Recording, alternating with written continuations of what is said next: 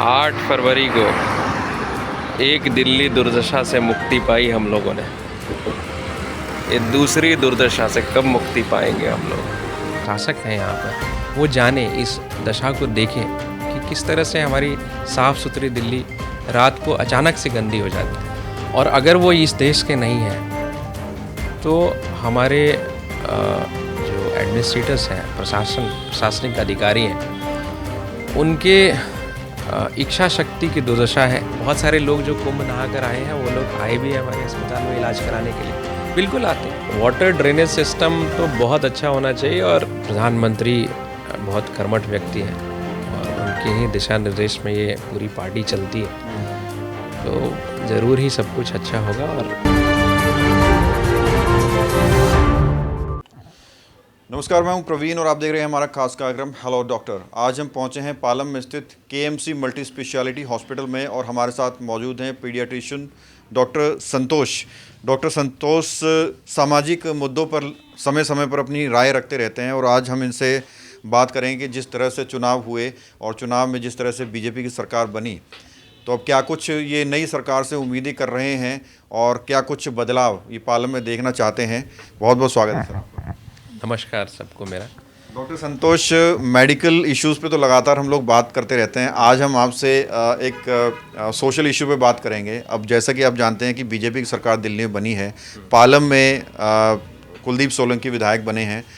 कैसे आप शुभकामनाएं देना चाहेंगे नई सरकार को? मेरी तरफ से सबको शुभकामनाएं। और सरकारें तो बनती रहती हैं, हार जीत चलता रहता है, ये दो शब्द हैं, शब्द के अलावा कुछ नहीं। और जितने भी लोग हैं जो भी सरकार में आते हैं, वो सामाजिक उत्थान का प्रयत्न तो हमेशा करते हैं, सदैव करते रहते हैं। तो इसलिए सबसे उम्मीद है कि फिर से हमारा सामाजिक उत्थान हो और सब लोग बेहतर काम करें। जो कार्य अधूरे छूट गए हैं पिछली सरकारों द्वारा, वो सब कुछ पूर्ण किया जाए। और पालम की बहुत सारी समस्याएं हैं मेरे पास में, और जिन समस्याओं से हम रोज़ गुजरते रहते हैं, तो जो हमारे विधायक हैं श्री कुलदीप सोलंकी जी, पहले तो उनको बधाई देता हूँ, जीत की बधाई। और उनके समक्ष कुछ समस्याओं का वर्णन भी करूँगा।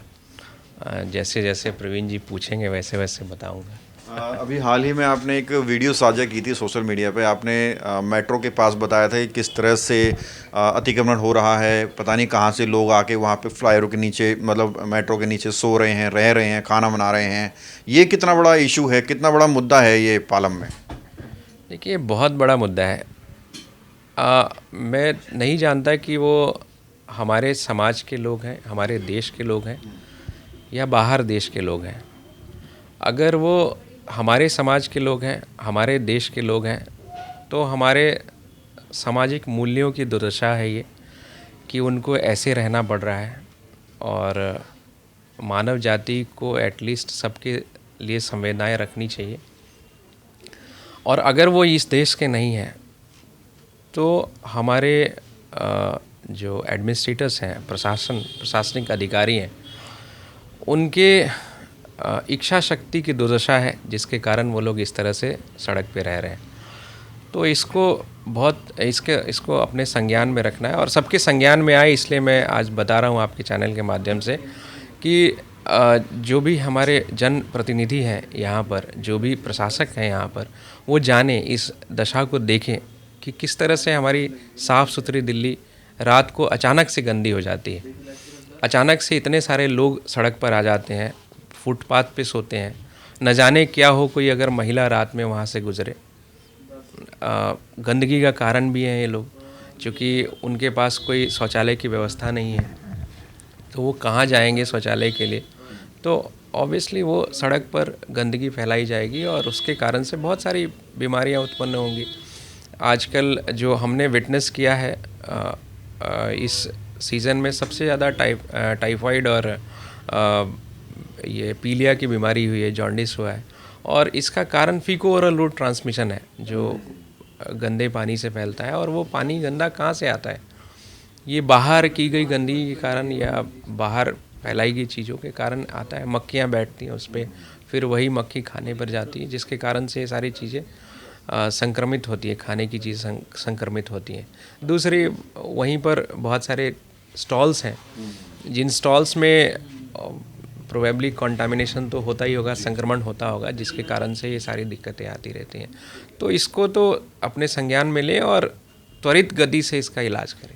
कोई भी डॉक्टर जो होता है वो जितना ओपनली आप सोचते हैं, कोई नहीं सोचता। उस लोग तो डॉक्टर्स तो एक माइंडसेट ये भी होता है कि जो है गंदगी होगी तो बीमारी होगी, बीमारी हो तो बीमार लोग हॉस्पिटल में आएंगे और फिर जो है इलाज कराएंगे।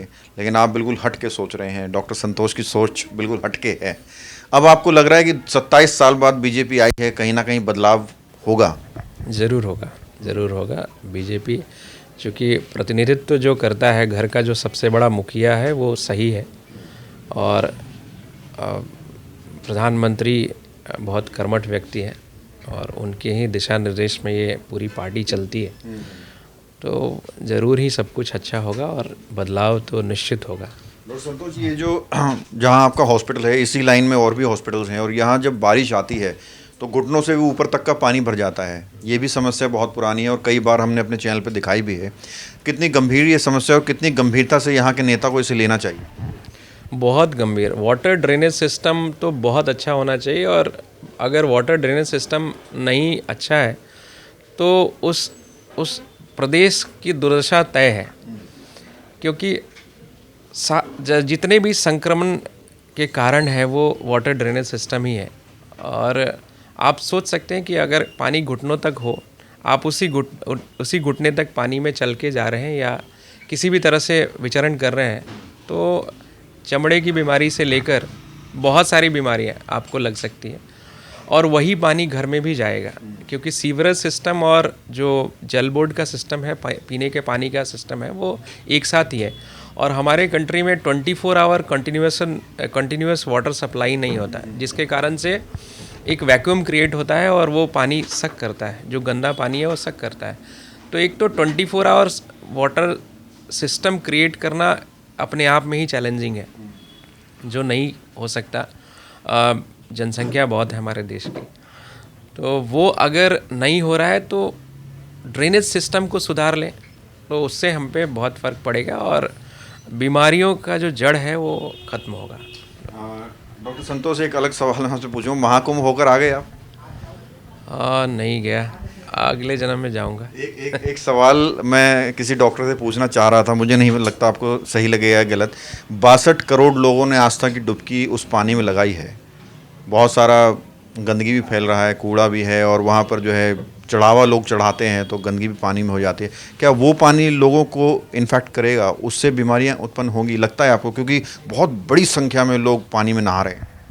हाँ, कंटामिनेशन तो डेफिनेटली है, लेकिन उसके साथ साथ प्रशासन वहाँ पर सजग भी है, उपाय भी कर रहे हैं। क्लोरीन का भी छिड़काव हो रहा है और पानी को स्वच्छ रखने की का प्रयास भी किया जा रहा है। तो एडमिनिस्ट्रेशन, जो प्रशासन है वहाँ का सजग तो है, लेकिन लोग बहुत ज़्यादा पहुँच रहे हैं, जिसके कारण से ये दिक्कत आ रही है। और उसके निवारण के लिए मैं दरख्वास्त ही कर सकता हूँ अभी। और बहुत सारे लोग जो कुंभ नहा कर आए हैं, वो लोग आए भी हैं हमारे अस्पताल में इलाज कराने के लिए, बिल्कुल आते हैं, और उनको दिक्कतें हुई है। लेकिन बताया कि कुंभ से आए तभी से दिक्कत हो रही है। हाँ, तभी से दिक्कत होती है। बहुत लोगों को URI होता है, एक्यूट गैस्ट्रोएंटेराइटिस होता है, ये सारी बीमारियाँ होती है। जब लास्ट बार जब कुंभ लगा था तो मैं सफदरजंग से पास आउट हूँ, तो उस वक्त हम लोगों की ड्यूटी भी लगी थी वहाँ पर 2011 के कुंभ में। तो उस वक्त भी यही समस्या थी। तो ये समस्या तो चलती रहती है, बिकॉज जहाँ पर ज़्यादा लोग डुबकी लगाएंगे वहाँ पर ये दिक्कत आएगी। एक सिक्रीशंस, जो ह्यूमन बॉडी सिक्रीशंस है, वो तो जाएगा ही नेचुरली पानी में, जिसके कारण ये दिक्कत होती है। बहुत बहुत शुक्रिया अपना कीमती समय देने के लिए। धन्यवाद। तो ये थे हमारे साथ डॉक्टर संतोष, जिन्होंने आज सामाजिक मुद्दों के बारे में से बातचीत की और अपने निष्पक्ष विचार रखे। सामाजिक मुद्दों पर क्या कुछ समस्याएं पालम में हैं और क्या कुछ सुधार की वो उम्मीद कर रहे हैं, और साथ ही साथ नई सरकार को बधाई भी दी। कैमरा जर्नलिस्ट रक्ष्मण के साथ प्रवीण, इंडिया टाइम 24 न्यूज़। खबरों से खबरदार रहने के लिए चैनल को सब्सक्राइब करें और प्रेस करें बेल आइकन।